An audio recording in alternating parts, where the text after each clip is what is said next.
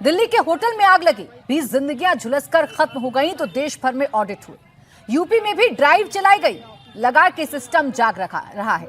लेकिन लखनऊ में 15 मासूमों की जिंदगियां धूं-धूं कर जल गईं तो पता चला कि सिस्टम तो कभी जागा ही नहीं था, जागने का दिखावा भर किया गया था। लखनऊ की जो बिल्डिंग लाक्षा गृह बनी, उसका नक्शा पास हुआ था आवासीय, लेकिन बिल्डिंग थी कमर्शियल। न फायर एनओसी थी, न नक्शा पास था। एंट्री एग्जिट के लिए एक ही गेट था, छत पर जाने का रास्ता बंद था। अंदर आग पर काबू पाने की कोई व्यवस्था नहीं थी। हद तो यह थी कि मेन गेट थंब इंप्रेशन से खुलता था। बिल्डिंग में आग लगी तो बिजली गई और गेट ऐसा बंद हुआ कि उसने 15 जिंदगियों की बचने की उम्मीदें धुआं कर दी। सवाल है कि जब अग्निकांड हुआ तब इन लापरवाहियों का खुलासा हुआ, तो क्या ऐसी लापरवाहियों और चूक उजागर तभी होंगी जब दर्जनों जिंदगियां तबाह हो जाएंगी। जिस बिल्डिंग में आग लगी उसे 2016 में ध्वस्त करने का आदेश आ चुका था, लेकिन 2 महीने में ऐसा क्या बदल गया जिससे बिल्डिंग गिराने का आदेश वापस हो गया। उसके बाद भी 10 साल हो गए, किसी ने लापरवाही की ओर ध्यान नहीं दिया। अग्निकांड हुआ तो 4 अफसर सस्पेंड हो गए, 4 आरोपी गिरफ्तार हो गए, एसआईटी जांच में लग गई। सवाल यह है कि आखिर इस आग से बचाएगा कौन। सवाल यह कि देश भर में और कितनी इमारतें हैं जो कभी भी लाक्षागृह बन सकती हैं। सवाल है कि चंद सियासी बयान और फौरी एक्शन से झुलस चुकी 15 जिंदगियों को इंसाफ कब मिलेगा।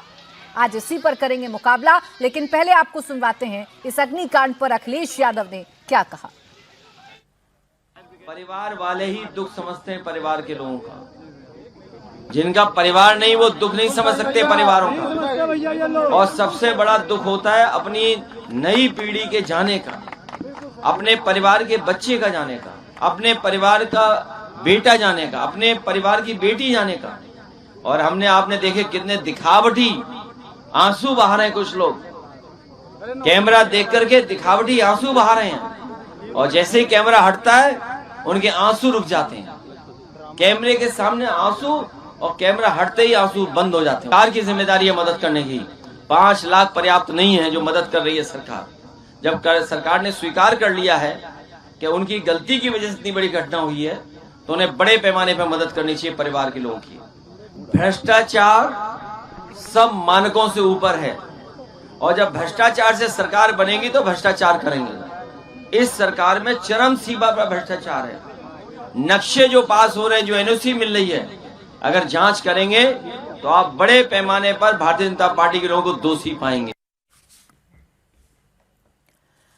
अब दोषी कौन है, इसके पीछे कितने किरदार हैं, इस पर सरकार ने जांच शुरू कर दी है। वो पूरा अमला जिसे पहले एक्टिव होना चाहिए था, वो 15 मौतों के बाद जाग तो गया है, लेकिन सवाल ये है कि ये कब तक जागेंगे, कब फिर सो जाएंगे, इसका कोई भी अंदाजा नहीं लगाया जा सकता।